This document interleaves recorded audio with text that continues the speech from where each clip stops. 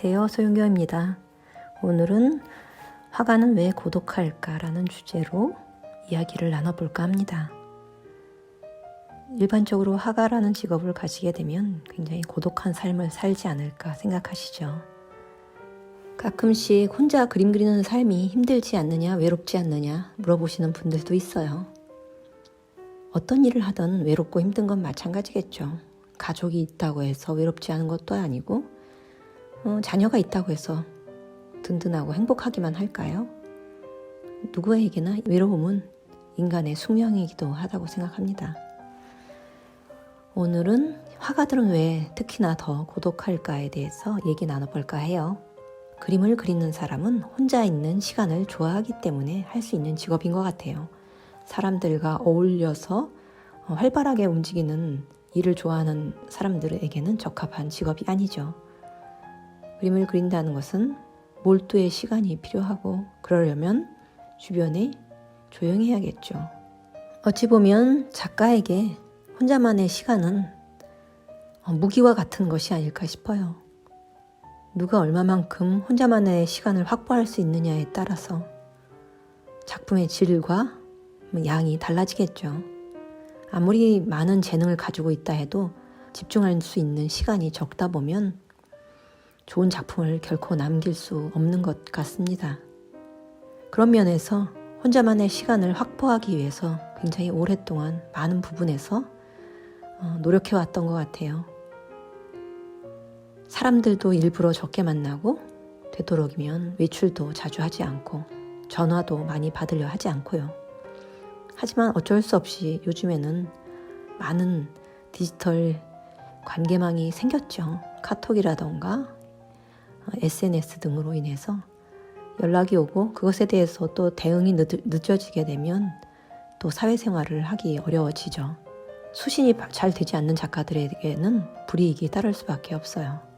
디지털 기기들을 늘 옆에서 끼고 있다 보니 집중할 수 있는 시간들이 많이 소모되고 있는 것들이 사실인 것 같아요.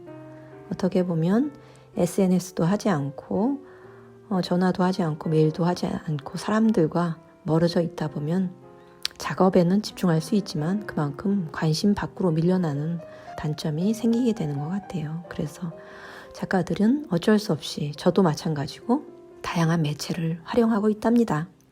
그러다 보니 에너지가 많이 분산되겠죠. 그 점을 저도 굉장히 많이 우려하고 있어요. 세상이 그렇게 변해가는 것을 어쩌겠습니까? 저도 작업에만 집중하고 온종일 아무와도 소통하지 않는 그런 시간도 굉장히 소중하다고 생각해요. 어쩌면 그런 시간들이 작품의 깊이를 더 깊게 만드는 게 아닐까 생각합니다.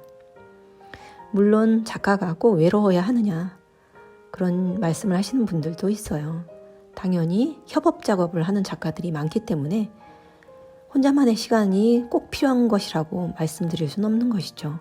같이 좋은 아이디어를 만들어서 함께 좋은 작품을 만들어가는 경우도 굉장히 많죠. 그러나 일정 정도는 아이디어 구상이라던가 영감에 있어서는 분명 혼자만의 몰두의 시간이 필요한 것은 누구나 마찬가지인 것 같아요. 그러나 고독함이 누구나 성숙함으로 이어지지는 않는다는 생각이 들어요. 때때로 작가라는 이름은 고집불통이라 소통불능한 사람을 표현하기도 하죠. 대화가 잘 되지 않고 이기적이고 사회적이지 못한 존재로 인식되기도 하니까요. 저도 굉장히 애고가 강했던 사람이죠. 하지만 30대 이후부터는 일러스트레이터로 활동하면서 그런 부분들이 많이 깨져 나갔죠. 만약 제가 순수 회화만 계속 했다면 좀 더 애고가 강한 사람으로 지속되지 않았을까 싶어요. 그것은 분명 장단점이 있겠죠. 하지만 저는 너무 사회화되지 않은 존재로 작가로서 성공하는 것이 그렇게 좋은 것만은 아니라는 생각이 드네요. 가까이서 지켜본 작가들 중에는 사회와 사람들과의 소통에 어려움을 겪는 분들을 많이 보아왔어요. 너무 지나치게 자기 중심적으로 생각하기 때문이죠. 분명 자기가 보는 세상으로 그림을 그려 나가야 하기 때문에 그렇게 뇌가 발달할 수밖에 없다고 생각이 돼요. 충분히 이해가 가는 부분이고 저 또한 그런 부분들을 경계하려고 노력하는 편이지만 그럼에도 불구하고 적잖이 자중심적인 성향이 없지는 않을 것 같다는 생각을 가지고 있습니다. 어쩌면 화가는 당연히 그런 자기 중심적인 사고방식을 가져야 되고 고독해야 되고 그리고 고집불통이어야 된다고 생각하시는 분들도 있는데 그것은 분명히 시대착오적인 생각이라는 생각을 해요. 사회와 소통할 수 없는 자는 무엇으로 자신의 작품을 알리겠습니까? 화랑이라던가 또 출판사라던가 많은 사람들이 함께 일하고 있는 곳에서 자신의 고집만 부린다면 아무리 작품이 좋아도 그 사람과 더 이상 일하고 싶지 않겠죠. 그것은 어떤 분야에서도 마찬가지라는 생각을 하고 있어요. 종종 화가들은 세상 물정이 어둡다고 생각해서 사회로부터 부당한 대우를 받기도 하죠. 그것의 대표적인 것들이 그림을 그리면서 왜 경제적인 부분들을 먼저 논하느냐 그런 부분이죠. 말하자면 열정페이라던가 재능 기부 같은 것들을 말하는 것이죠. 가장 잘못된 사회적인 인식이라고 생각해요. 다음번에도 이 부분에 대해서 말씀드릴 기회가 있겠지만 작가는 이슬을 먹고 사는 존재가 아니죠. 화가들도 분명히 사회로부터 정당한 대가를 받아야 하는 존재들이고 물과 이슬을 먹고 사는 존재가 아니라 세상의 물질과 환경 속에서 살아가고 있는 엄연한 한 개인이고 존재들이랍니다. 특히나 작업을 하는 사람들은 굉장히 많은 재화가 필요하죠. 끝없이 재료들이 소진되고 또 작업을 위해서 몰두해야 하는 많은 비품들이 있어요. 그래서 이런 부분들에 있어서는 저는 굉장히 엄격하게 잣대를 가지고 있습니다. 그러나 서로 기분이 상하지 않을 정도로 소통할 수 있도록 노력하고 있죠. 왜냐하면 대체적으로 이런 부분들은 사람들의 인식이 부족해서 벌어지는 일이기도 하고 오해이기도 해요. 그래서 충분히 인내심을 가지고 또 배려심을 가지고 좋은 방향으로 얘기를 나누고 이야기를 풀어가야 한다고 생각합니다. 때때로 작업실에 놀러 오고 싶다고 하시는 분들이 아주 많아요. 물론 너무나 친한 가족이나 지인들이 오거나 일관계로 오시는 분들이나 친구들이 놀러 오게 되면 기꺼이 맞이하죠.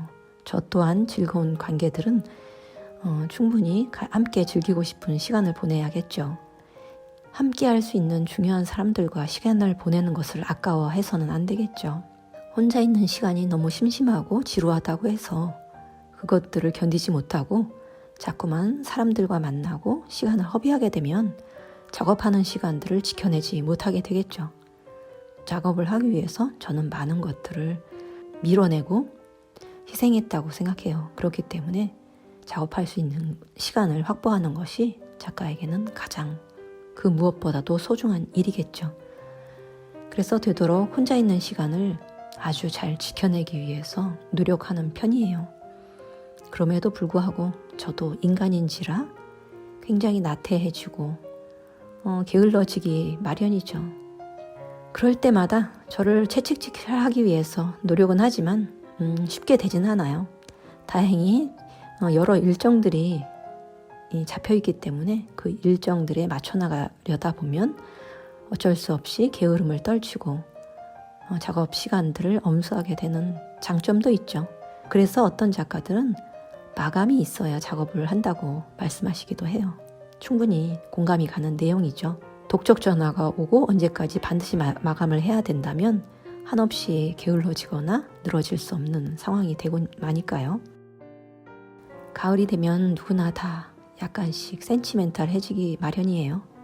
저도 가을이 돼서 마음이 심란하기도 하고 점점 주위에서 어려운 일들도 많이 생기더라고요. 그런 생활의 짐들을 짊어지고 나가게 되는 나이가 되다 보면 마음이 더 팍팍해지고 건조해지기 마련인 것 같아요. 슬픈 생각들도 많이 들죠. 쓸쓸한 생각도 많이 들고요. 하지만 그런 것들이 작업을 하면서 많이 해소되기도 해요. 자신이 좋은 작품을 남겼을 때 그 기쁨과 보석 같은 시간들이 남아있는 것이겠죠. 그래서 작가에게는 작업을 하는 시간을 지키는 것, 좋은 작품을 남기는 것이 가장 큰 의미가 되는 것 같습니다. 여러분들도 이 아름다운 날씨들을 놓치지 마시고 혼자만의 아름다운 시간과 추억 많이 만드시길 바래요. 그럼 다음에 또 만나요. 안녕.